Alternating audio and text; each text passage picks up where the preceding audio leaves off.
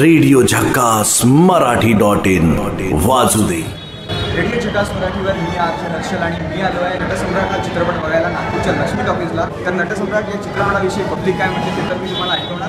Radio झकास मराठीवर मी आलो आहे नागपूरच्या लक्ष्मी चित्रपटगृहाच्या तिकीट आणि तिकीट खिडकीवर आहे महेश मांजरेकर दिग्दर्शित नटसम्राट हा चित्रपट. आणि आपल्यासोबत काही मंडळी आहे जे आता तिकीट काढतात. सगळ्यांना घाई गडबड झाली आहे कारण हाऊसफुल चालतो आहे सगळं, म्हणजे नागपुरात नटसम्राट एकदम हाऊसफुल चाल बघायला. आणि तुम्हाला जसं माहिती आहे की टॉकीज एकदम हाऊसफुल आहे. आपल्याबरोबर आहेत. नमस्कार काका, काय नाव तुमचं? माझं अविनाश जगम. अविनाश सर, काय अपेक्षा आहे चित्रपटात? कारण याच्या अगोदर मी नाटकही पाहिलेलं आहे दोनदा. अच्छा, नाटक बघितलं आहे बघितलेलं आहे. ओके. त्याच्यामुळे ते मी दत्ता पटांचं पाहिलेलं आहे. अच्छा, एवढ्या चांगल्या कलाकाराचं श्रीराम लागून ते बघितलेलं आहे. ओके. त्याच्यामुळे मला नटसम्राटबद्दल पूर्ण माहिती आहे. हां. आणि मला आता याच्यात पुढे नाना पाटेकर असल्यामुळे अच्छा. त्याचं आकर्षण जास्त आहे. त्या बाजू सुस्वागतम. रंगदेवता आणि नाट्यरसिकांना विनम्र अभिवादन करून सविनय सादर करीत आहोत.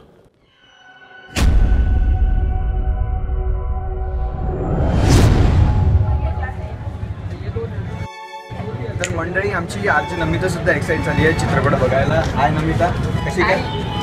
काय म्हटलं, रोज रोज आपण कामच करत असतो. म्हटलं यावेळेला आज थोडंसं काहीतरी हलकं फुलकं होऊन जाऊ. अच्छा, म्हणून चित्रपट बघायला. नाही, त्यासाठी म्हणून नाही आलेली मी आज. ऍक्च्युली नाना पाटेकरांचा हा चित्रपट आहे म्हणून मला फार उत्सुकता आहे. क्या बात आहे. तर नमिता, तिकीट घेतली आहे तू? हो ना, बाल्कनी मिळालेली नाहीये, मी रिझर्व मध्ये बसणार आहे. कोणी घर देतं का? घर एका तुफानाला कोणी घर देतं का? एक तुफान भिंती वाचून, छपरा वाचून, माणसाच्या माये वाचून, देवाच्या दये वाचून डोंगरा डोंगरात हिंडत आहे. जिथून कोणी उठवणार नाही अशी जागा ढूंढत आहे. कोणी घर देतं का रे? घर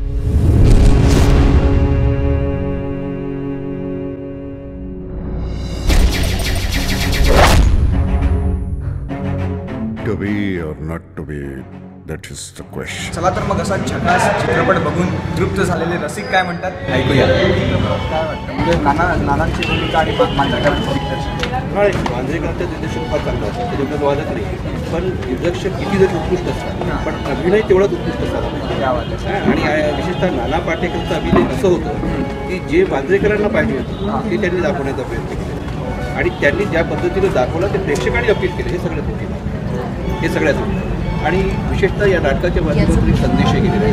म्हणजे आजच्या काळामध्ये जे भौतिक युगामध्ये विशेषतः नातेसंबंध जे दुरावतात आणि फक्त थोड्या कारणामुळे नातेसंबंध दुरावतात, या नाटकाच्या माध्यमातून हे दाखवण्याचा प्रयत्न केलेला आहे की आपण जर आपली मूलभूत भूमिका स्वीकारली आणि मोठेपणाचा आवाज न आणता वास्तविक आपण जीवन कशासाठी जगतो हा जर आपण स्वीकारला तर नातेसंबंध जपता येतात. चित्रपटाचं म्युझिक विषयी काय नाही चांगलं, विशेषतः बॅकग्राऊंड म्युझिक आहे अतिशय चांगला. आणि शेवटचा जो भाग दाखवला आहे ओके तो आपण धन्यवाद काका.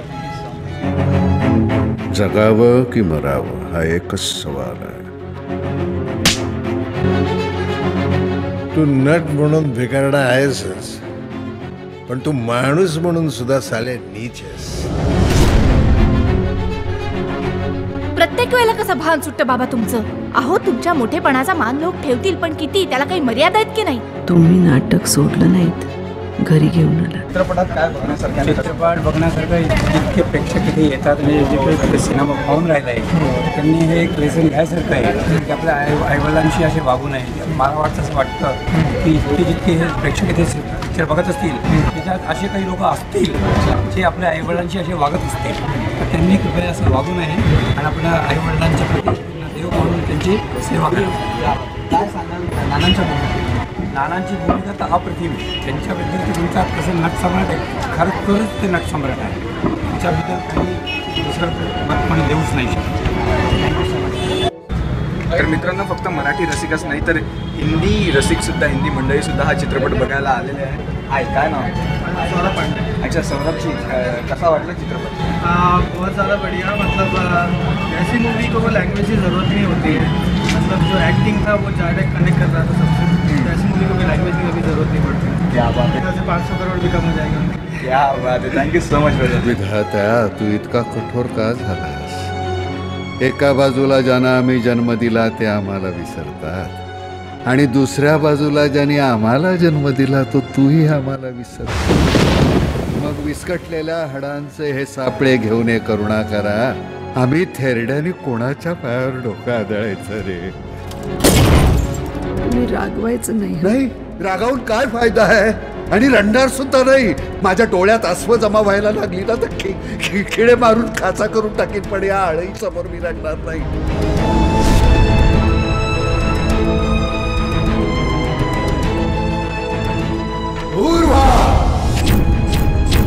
दूर व्हा सगळं निरर्थक आहे. जो आपल्या जागी ठामपणे उभा आहे तो मी आहे, जुलियस सीझर.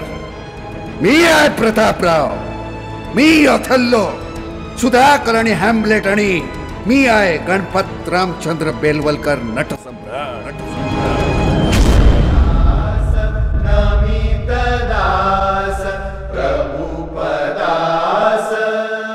सूर म्हणतो साथ दे, दिवा म्हणतो वाद दे.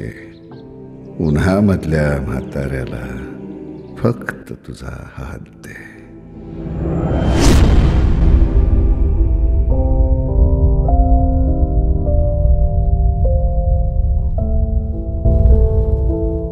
महेश मांजरेकर दिग्दर्शित नटसम्राट ही शब्दांत नक्की बघा. रेडिओ झकास मराठीचा ॲप अवेलेबल आहे गुगल प्ले स्टोअर मध्ये. आजच डाउनलोड करा.